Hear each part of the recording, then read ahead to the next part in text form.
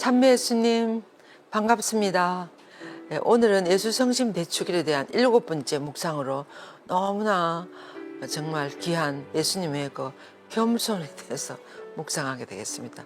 너무나 은총이 많은 시간이 될 것 같습니다. 기도하고 시작하겠습니다. 성부와 성자와 성령의 이름으로 아멘.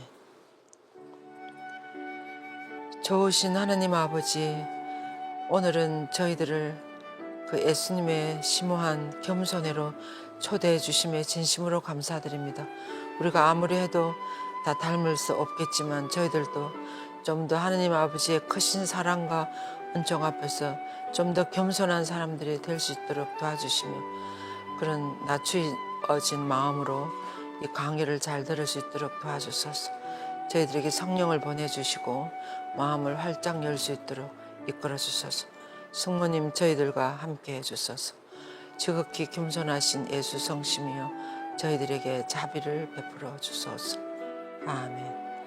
성부와 성자와 성령의 이름으로 아멘. 네, 7번째 묵상 주제는 예수 성심의 지극히 심한 겸손에 대해서 하겠습니다. 네. 이제 요한 에우대성이 어떤 이 조건을 이렇게 몇 가지 이야기하시면서 그 안에서 다 이야기를 하시는 것 같아요.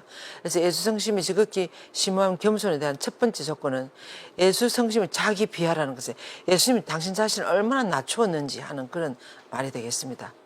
그래서 겸손은 자기 낮춤, 자기 비하를 위한 헤아릴 수 없는 원칙이기에 한없이 귀한 성덕입니다. 겸손에는 3가지 원리가 있는데, 그 첫 번째 원리는 우리는 비천함과 자기 비하에 끊임없는 10년이 아무것도 아니라는 거, 아무것도 아닌 그 자체라는 것을 알아야 된다는 거예요. 우리가 겸손하게 되기 위해서는 사실 우리는 아무것도 아니에요. 우리 하나님 한번 훅 불면 우리는 가야 돼요. 우리 여러분들이 사랑하시는 분들이 돌아가시니까 어떻게 됩니까? 화장터에 가서 이제 다 해가지고 가루를 만들어서 나무 밑에도 뿌리거나 바다에 뿌리거나 무슨 단지에 넣어가지고 그거 아무것도 아니에요. 먼지로 들어가는 거예요. 먼지로 와서, 그러니까 아무것도 아니라는 거. 그 말은 우리들의 어떤 존엄성이나 우리들의 고귀함이나 이런 것이 없다는 것이 아니고, 하나님의 크신 그 대단하신 앞에서는 우리가 사실 아무것도 아니라는 거예요. 그것을 항상 알고 그분 앞에서 아주 낮춰져야 된다는 거예요. 그것이 첫 번째 원리이고, 두 번째 원리는 하나님의 무한한 관대하심이라는 거예요. 우리는 아무것도 아닌데도 우리 제 자신부터 시작해서 우리 모두는 어떻습니까? 내가 아무것도 아니라고 생각하십니까? 그래도 내가 뭔데 이렇게 뭐라고, 그래도 뭐라고, 이라고 이렇게 생각하지 않습니까? 이런 것들이 사실은 하나님 앞에서는 너무나 부당한 모습입니다만은, 하나님은 너무나 관대하시니까, 무한히 관대하시니까 우리들의 이런 겸손이 부족한 이런, 어떻게 생각하면 좀 교만한, 오만한, 또 우리 분수에 넘치는 이런 모든 것들을 다 관대한 마음으로 다 받아들여 주신다는 거예요. 그래서 겸손하기 위한 두 번째 원리는 하나님의 무한한 관대하심을 생각해야 된다는 거예요. 그래서 어떤 것도 그 하나님의 관대하심에 비하면 비교가 안 되는 거죠. 그래서 항상 더 위대한 높이를 가지고 계시는 것이 하나님의 관대하심. 어떤 것보다도 하나님은 자비가 더 크고 하나님이 더 넓으시다는 거죠. 그것이 두 번째 원리고, 그래서 그 하나님의 위대하심은 비천함의 일부분으로 자기 비하가 요구되기 때문입니다. 이 때문에 우리는 지극히 엄해하신 하나님께서 스스로 한없이 당신 자신을 낮추셔서 인간이 되신 것에 대해서 우리는 정말 감동하지 않을 수, 정말 감동해야 된다는 거예요. 그렇게 위대하신 하나님이 아무것도 아닌 우리가 됐어요. 인간이 됐어요. 그래서 우리한테 매도 맞고 십자가에 돌아가시고 조롱도 당하고, 그런 것은 하나님의 말할 수 없는 겸손과 관대하심이 같이 어우러지는 거죠. 그리고 이제 세 번째는 가장 그 중요한 굴욕, 예수님에게도 너무나 굴욕적인 것이고 우리들에게 너무나 굴욕적인 죄라는 거예요. 죄. 우리 죄는 가장 작은 것이라도 굴욕의 무한한 10년이며, 그러니까 작은 죄라도 하나님과 예수님을 너무나 슬프게 해드린다는 거예요. 하나님께서는 우리의 더없이 작은 결점으로도 우리를 정당하게 없애버릴 수 있는 거예요. 우리가 조금 잘못해도 사실 우리를 없애버릴 수 있는 거죠. 그런데도 하나님은 계속 참아주시는 거예요. 그래서 자기 비하는 우리의 내적 겸손이 낳는 첫 번째 결과라고 그랬어요. 그래서 우리는 죄를 안 지은 사람이 있겠습니까? 우리는 다 죄인이야. 저도 마찬가지. 그러니까 이 죄인은 너무나 비천한, 나를 자기 비하, 나를 낮춰야 된다는 거죠. 그래서 자기 비하는 우리의 거룩하신 구세주의 성심 안에서 특별히 작동합니다. 예수님 안에서, 그죠? 인간의 예수님, 그러니까 예수님이 어떻게 그렇게 또 낮추시게 됐는가 하면 예수님은 당신이 사람이 됐다는 걸 인식하셨어요. 그래서 인간의 예수님으로서 당신이 아무것도 아니라는 거. 가진 것이 아무것도 없고 예수님 이 세상에 오셔서 너무나 가난한 목수의 아들로서 살아가셨어요. 노동자의 아들로서. 아무것도 없다는 것을 너무나 분명하게 이해하셨기 때문에 자신은 아무것도 아니라는 거 생각하신 거예요. 그래서 둘째 요건은 하느님의 무한한 관대하심을 매우 분명히 인식하셨기 때문에 예수님 구세주께서는 당신 자신을 이해할 수 없는 비천한 상태로 계속 그대로 두셨다는 거예요. 하나님은 너무나 관대하시기 때문에 예수님이 당신 자신을 이거 보세요. 비천한 상태에 계속 이해할 수 없는 그런 비천한 상태. 그죠? 성모님이 그렇게 궁금하게 여겼던 것처럼 하나님 아들이면서 어떻게 왕관에 태어날 수 있을까? 어떻게 그렇게 가난한 나사렛 목수의 아들로 그렇게 살아갈 수 있을까?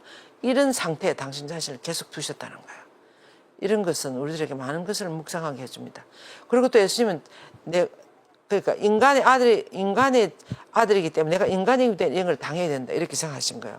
그러면 세 번째 요건은 구세주께서는 사람이셨기 때문에 당신도 아담의 후손으로서 그리고 원죄는 죄의 무한한 파다임을 인식하고 있었기 때문에 그 원죄에 대한 어떤 그런 것들 또 당신이 사람이기 때문에 그런 걸 받아야 된다고 생각하신 거예요.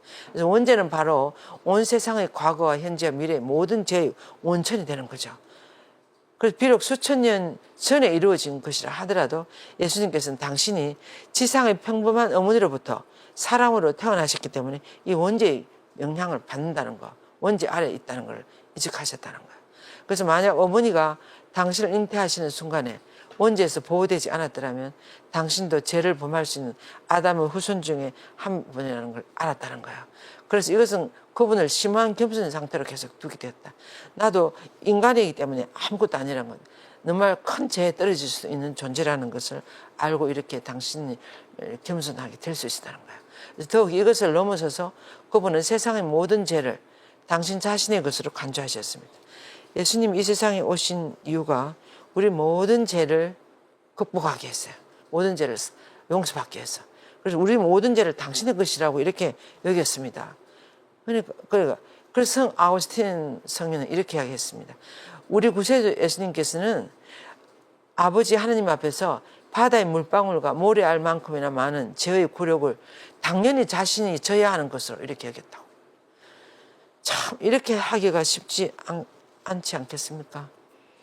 우리가 어떨 때 어떤 아버지들이 아들이 잘못하면 그 잘못한 모든 것을 다 내 탓이라고 그래서 내가 다 책임지겠다고 이렇게 하지 않습니까? 어떤 아버지들은 그리고 아버지가 다 그 배상하고 이렇게 아들 이렇게 하지 않습니까? 그런 것처럼 이 예수님은 이 세상에 오셔서 우리가 범한 모든 죄들을 당신이 져야 된다고 당신이 져야 될 것이라고 그렇게 여기시면서 이 세상을 살아가셨다는 거죠. 네.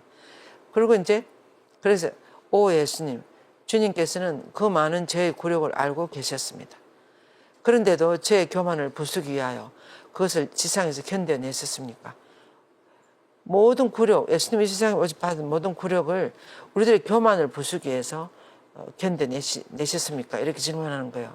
저는 이걸 들으면서 예수님이 그 제자들 발을 씻겨주신다랄지 또는 그 병사들의 조롱과 채찍과 무슨 침뱉은가 이런 걸 당할 때도 다 참아받으시는 걸 보면 그것은 왜 그렇게 하세요? 나의 교만을 우리들의 교만을 부수기 위해서 그렇게 하시지 않았을까? 나처럼 이렇게 살아야 되는데 너희들이 지금 어떻게 살고 있느냐 이런 것을 보여주시는 것 같아요. 그래서 정말 우리가 겸손해지도록 예수님 얼마나 큰 모범을 보여주셨는지 그렇지 않았더라면 제가 이 무시무시한 괴물 이 괴물이 교만해요. 이 괴물을 단 한순간이라도 어떻게 견뎌낼 수 있었겠습니까? 그리고 두 번째 요건은 세상의 영광과 존경에 대한 예수님 성심의 혐오감이에요. 예수님은 세상의 존경이나 칭찬이나 이런 것들을 너무나 싫어하셨다는 거예요.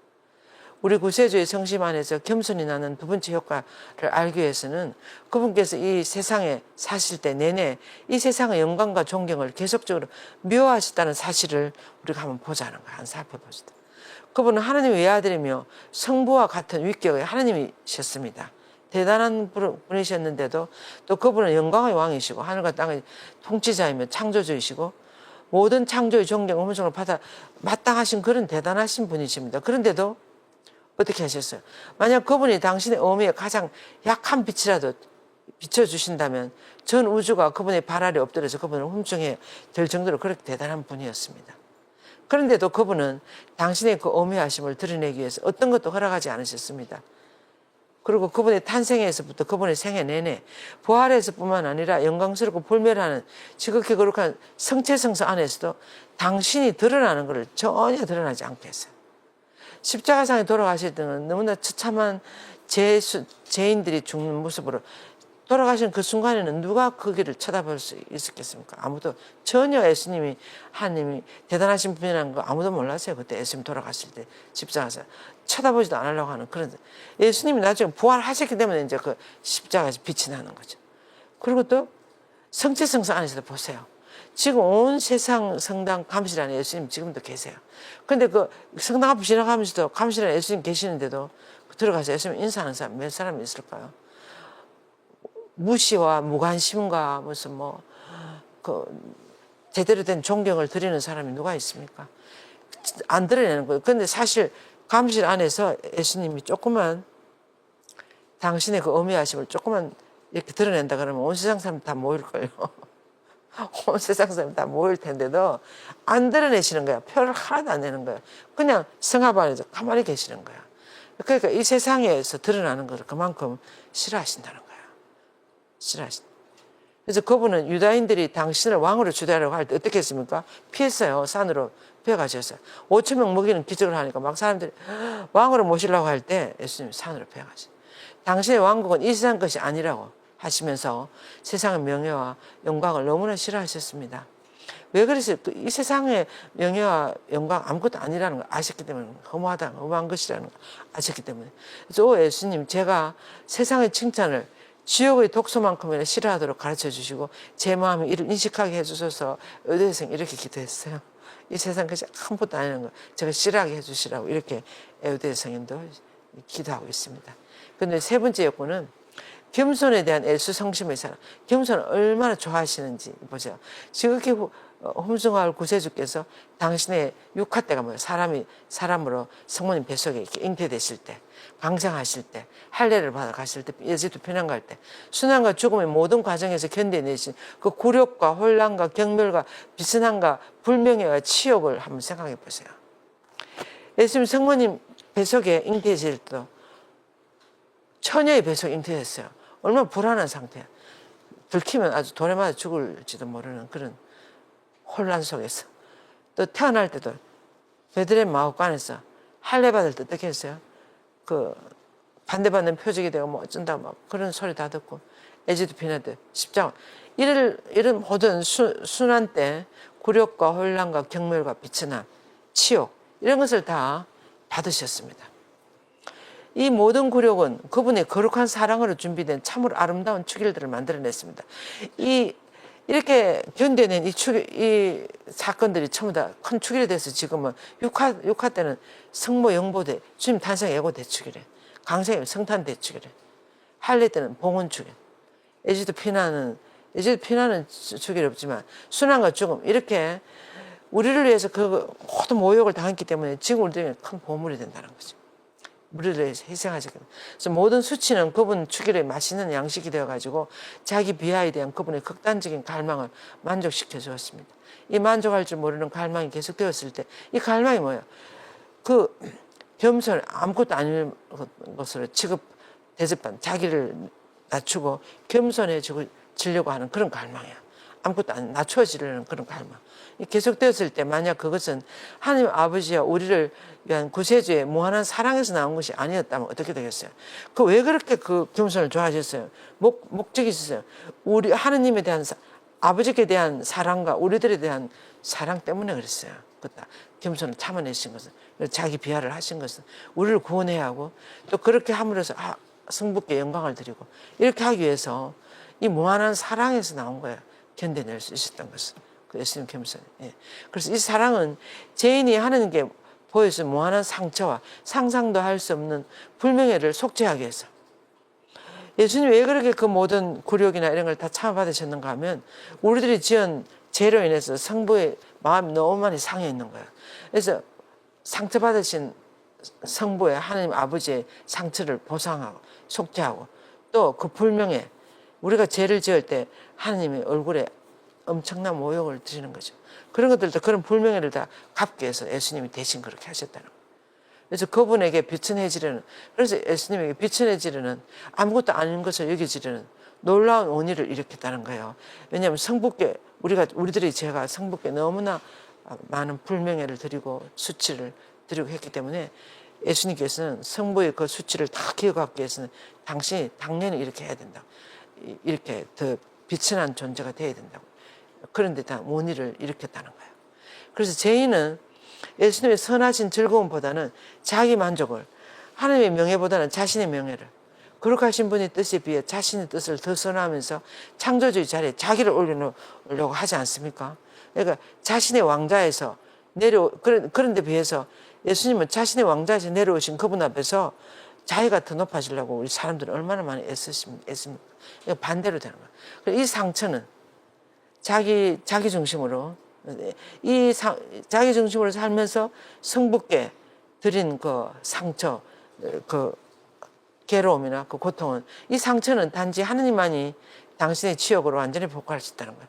그래서 성부께 드린 이런 치욕은 하느님이신 성자만이 그것을 기억 갚을 수 있는 그런 것이라는 거예요.